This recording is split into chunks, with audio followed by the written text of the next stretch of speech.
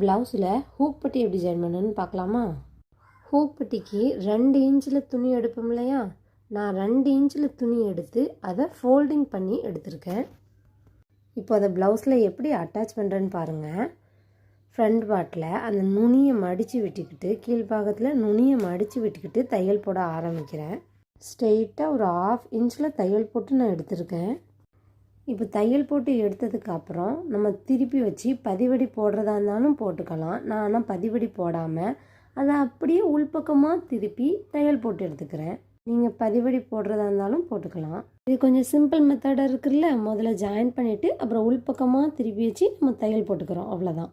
இந்த மெத்தட் பிடிச்சிருந்துச்சுன்னா லைக் பண்ணுங்கள். ஏதாச்சும் டவுட் இருந்துச்சுன்னா கமெண்ட்டில் சொல்லுங்கள்.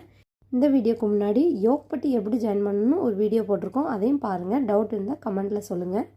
இதை மாதிரி டெய்லரிங் சம்மந்தமான வீடியோவுக்கு நம்ம சேனலை சப்ஸ்கிரைப் பண்ணி சப்போர்ட் பண்ணுங்கள்.